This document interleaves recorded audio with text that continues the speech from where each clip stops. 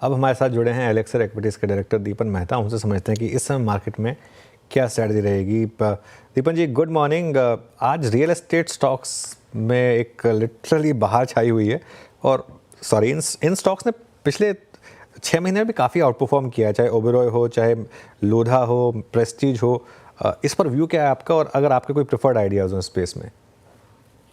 अनुज, good morning और आपके show पर इनवाइट करने के लिए बहुत बहुत धन्यवाद। आई थिंक रियल एस्टेट में कई महीनों से या सिर्फ सालों से हमने तेजी देखी है। उसकी वजह यह है कि there is apparently hardly any slow down taking place. जो भी हेडलाइन न्यूज़ आ रहे हैं इंडस्ट्री के बारे में, they are suggesting that demand is very strong, prices are holding up. और सबसे बढ़िया बात यह है कि as you know real estate stocks की वैल्यूएशन नेट एसेट वैल्यू के बेसिस पे होती है।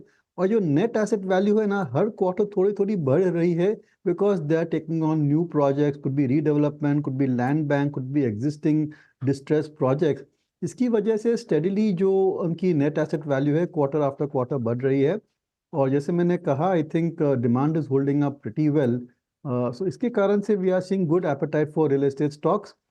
लेकिन वैल्यूएशंस काफ़ी महंगे हैं इस पूरे सेक्टर में। और जो डिस्काउंट चल रही थी net asset value 1 year ago, 1.5 2 years ago, वो काफ़ी हद तक नैरो हो चुकी है। So I would remain invested in real estate, पर इस लेवल पर फ्रेश इन्वेस्टमेंट के लिए थोड़ा सोचना चाहिए। अच्छा दीपन जी, गुड मॉर्निंग। वीरेंद्र बोल रहा हूँ। ये बैंक्स की प्लेसमेंट आपको लग कैसी रही? निफ्टी आईटी निफ्टी बैंक मेरी करीब 53,500 के जोन में। अब लीडरशिप पिछले 10 दिन में एचडीएफसी बैंक ने रखी है और सीधे धीरे धीरे इसको कैप्चर कर रहा है आईसीआईसीआई बैंक। निफ्टी बैंक की प्लेसमेंट और किन किन स्टॉक फ्यूचर्स पे या फिर स्टॉक्स पे आपका ध्यान है इस वक्त? Good morning Virendra. देखिए, we were very bullish on the banks. पिछले 8-10 साल से we are invested in banks, we have been overweight banks. लेकिन इतने खास रिटर्न नहीं आए हैं unless you are in the PSU banking space. और अगर आप आगे भी देखेंगे तो मेरे हिसाब से जो बैंकिंग सेक्टर है, इट्स अ रेड ओशन। काफ़ी हद तक कंपटीशन बढ़ चुका है। और ऑल्टरनेटिव इन्वेस्टमेंट चैनल्स की वजह से, जैसे कि म्यूचुअल फंड, इंश्योरेंस की वजह से, जो कासा डिपॉजिट जो सबसे बड़ी स्ट्रेंथ थी इस इंडस्ट्री की, वहाँ पर काफ़ी चैलेंजेस आ गए हैं बैंक्स के लिए। और एक और ऑब्जर्वेशन ये भी है कि अब जो सभी बैंक्स है, वेदर पीएसयू बैंक और प्राइवेट सेक्टर बैंक, उनकी जो ग्रोथ रेट्स है, they are more less narrowing. इसलिए मेरे ख्याल से large cap private sector banks में थोड़ा कॉशियस हो जाना चाहिए। Of course we all own banks like HDFC, Axis, ICICI. लेकिन मेरे ख्याल से the risk return profile for the PSU banks, specially tier 2 PSU banks, is far better. तो मेरी राय में इन्वेस्टर को थोड़ा अपना जो बैंकिंग का पोर्टफोलियो वहाँ पर थोड़ी बहुत रीशफलिंग करनी चाहिए, with a tilt more towards the PSU banks. Deepan, इस महीने का और इस साल का भी शायद स्टॉक जो रहा है वो है डिक्सन टेक का। बात करते करते अब इस स्टॉक को देखिए आप, और 1,10,000 करोड़ का मार्केट कैप अब इस कंपनी का। इन लेवल्स पर क्या भी होगा यहाँ पर? क्लियरली एक मेक इन इंडिया पीएलआई का एक सबसे बड़ा प्ले जो रहा है। या आई थिंक अनुज, डिक्सन का सरप्राइज चलता रहता है। और क्या हो रहा है यहाँ पर, आई थिंक इसकी स्टॉक महंगा है, नो डाउट अबाउट इट। लेकिन क्वार्टर आफ्टर क्वार्टर आंकड़े बहुत ही बढ़िया आते हैं, they are better than street expectation. और नई नई पार्टनरशिप्स आती रहती है, जिसकी वजह से जो उनकी रेवेन्यू प्रोजेक्शंस है, that keeps on looking up, starts to do even better. तो एज अ डिस्क्लोजर, पहले तो we are invested in Dixon technologies, तो इसलिए should be mentioned over there.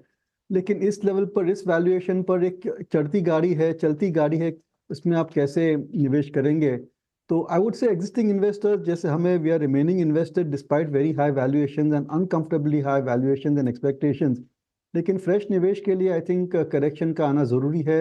If the stock corrects by 15-20% और so for some reason, could be market correction, तो फिर एक अच्छी एंट्री बन सकती है। लेकिन इस लेवल पर I would say Dixon is a hold. Dixon is a hold. अच्छा दीपन जी, एक स्पेस जिसमें एक लीडर जो है वो बैकफुट पे है और बाकी जो है आप देखें स्टॉक्स परफॉर्म कर रहे हैं, वो है जेम्स एंड ज्वेलरी। और ये jewellery stocks Titan and backfoot पे। इनके लास्ट रिपोर्टेड नंबर्स में आपने मतलब हर चीज़ देखी ही होगी, बट कल्याण को देखिए, ऑल टाइम हाई 760। इस स्पेस में आपका इंटरेस्ट है किसी स्टॉक पर? कोई कंस्ट्रक्टिव पॉजिटिव व्यू? ये देखिए, एक अच्छी इंडस्ट्री है।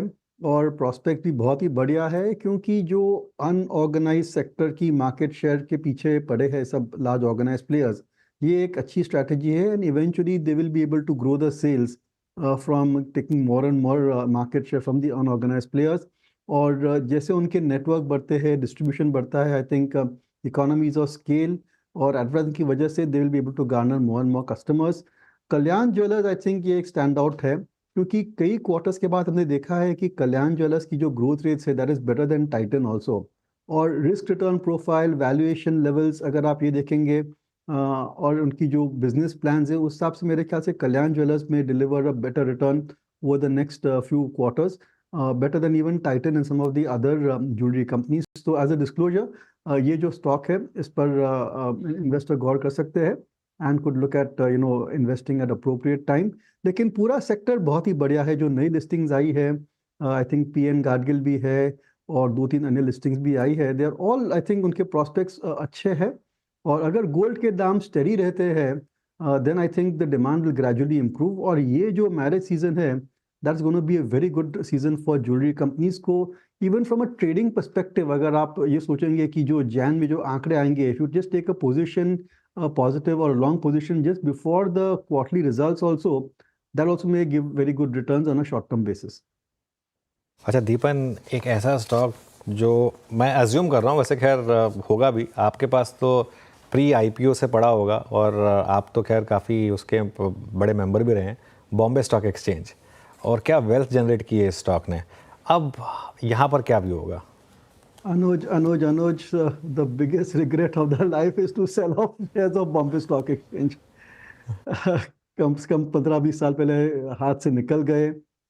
उस टाइम ऐसे नहीं लग रहा था कि ऐसा भी सिचुएशन आ सकता था कि stock can go up like this 50 times और सो। लेकिन hats off to the organisation. एक तो as brokers we were able to generate revenue, set up our business, and thereafter that it give us free shares जिसकी आज की value बहुत ही बढ़िया है। तो yes, I think it's been a great wealth creators and my best wishes. लेकिन इस लेवल पर आप क्या करेंगे? आप इस लेवल पर आप मेरे ख्याल से खरीद नहीं सकते हैं। यू कैन रिमेन इन्वेस्टेड, क्योंकि जो भी गेन्स आने थे फ्रॉम ऑप्शंस ट्रेडिंग वगैरह और improvement in cash market share, वो मेरे ख्याल से काफ़ी हद तक डिस्काउंट हो चुके हैं। और जिस हिसाब से सेबी की नज़र है on options trading and the way they want to curb the volumes over there, तो मेरे ख्याल से आगे चलते भी अगर ऑप्शंस के वॉल्यूम बढ़ भी जाते हैं, then also you may expect more curbs and more restrictions.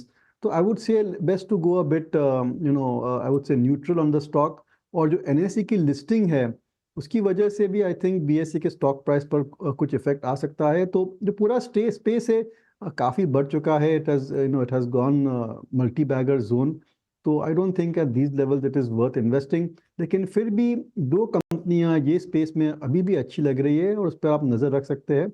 एक तो MCX, जहां पर volumes on options trading is just about picking up, again disclosure we and our clients are invested.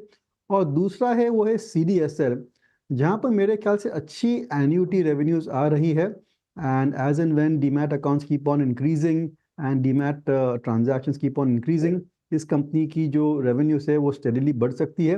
And I don't think इतनी cyclical है उनकी revenues as compared to the exchanges. जी, एक और स्पेस जो कि इस वक्त एक लीडरशिप पिछले 10 दिन से लेके बैठा है, प्राइस वाइज स्क्रीन पे अच्छा भी लग रहा है, that's I think cement. UltraTech को देखिए, रैमको को देखिए, आप स्ट्रॉन्ग मूव जनरेट कर रहे हैं। कोई शॉर्ट टर्म पर्सपेक्टिव से अच्छे मूव के लिए जनरेट करने के लिए अगर तैयार है सीमेंट में, आपके मुताबिक वो कौन सी स्क्रिप्ट हो सकती है? नहीं वीरेंद्र, आप जानते हैं हमारा व्यू सीमेंट और कमोडिटीज़ पर नेगेटिव है, और अगर रैली आती है सीमेंट में तो आप अगर ओवरवेट हो सीमेंट में, आपके पास कॉर होल्डिंग्स है सीमेंट कंपनी के, तो this is a good time to kind of exit out of the cement industry. अगर आप देखेंगे तो कंपेटिटिव प्रेशर्स की वजह से, कॉस्ट इंक्रीजेस की वजह से पिछले 2-3 क्वार्टर अच्छे नहीं आए हैं, और आगे चलते भी I know everything is looking rosy, क्या इंफ्रास्ट्रक्चर पिकअप होगा, कंस्ट्रक्शन पिकअप होगा, सीमेंट की डिमांड अच्छी होगी, लेकिन look at the ground level, we are seeing a slow down in the economy. इसकी कोई डिस्प्यूट नहीं है, there is definitely a slow down, GDP आंकड़े दिख रहे हैं। गवर्नमेंट स्पेंडिंग पिकअप करना बाकी है, लेकिन अभी तक इतना पिकअप हुआ नहीं है। इंफ्रास्ट्रक्चर प्रोजेक्ट्स में इतनी ज़्यादा I mean of course they are growing, but I would say lot of projects are behind target. और जिस हिसाब से फ्रेश कैपेसिटी बिल्डअप आ रही है सीमेंट में, I would be extremely cautious in cement. और कई सारे इन्वेस्टर्स हैं जो सीमेंट स्टॉक्स में big holdings they have in cement companies. I think they should definitely review their investment position over there. चलिए एक आखिरी सवाल मेरी तरफ से, डिफेंस पर अब क्या व्यू होगा, क्योंकि महाराष्ट्र इलेक्शन के बाद हमने एक वापस बड़ी रैली देखी है इन सब स्टॉक्स में। नहीं, अनुज पॉजिटिव है डिफेंस पर, स्पेशली पीएसयू डिफेंस, जहां पर उनको एडवांटेज है because of the PSU status. और मेरे ख्याल से companies like Hindustan aeronautics, Bharat electronics, Bharat dynamics, इनके प्रोस्पेक्ट्स अच्छे हैं। लेकिन खास ध्यान रखना ज़रूरी है कि यहाँ पर अर्निंग्स की वॉलेटिलिटी आ सकती है बिकॉज ऑफ द वे जो बिजनेस मॉडल ऐसा है कि the quarters in which there is more billing done, तो आंकड़े अच्छे आते हैं। तो you can expect some volatility in earnings, पर ऑर्डर विजिबिलिटी इतनी बढ़िया है कि मेरे ख्याल से जो सभी डिफेंस कंपनीज है, कुछ शिप बिल्डर्स भी है, they should be able to easily get 15-20% or 15-16% growth rates for at least 3-4 years going ahead or so. और अभी तो क्लियर है कि BJP government is going to follow its policies, Atmanirbhar Bharat and improving the India defence position. तो मेरे ख्याल से prospects अच्छे हैं। और सबसे बढ़िया बात ये भी है कि these defence companies are looking outward, और काफ़ी अच्छे एक्सपोर्ट ऑर्डर्स भी आ सकते हैं, तो that could be another growth area for them. Okay, चलिए दीपन, बहुत बहुत शुक्रिया आज हमारे साथ जुड़ने के लिए। और रिग्रेट्स तो लाइफ में हमेशा रहेंगे इन्वेस्टिंग में, तो जैसा आपने कहा, मतलब बीएससी वाले रिग्रेट मेरे ख्याल से, लेकिन I can sympathise with you on that one. But thank you so much आज हमारे साथ जुड़ने के लिए। Thank you.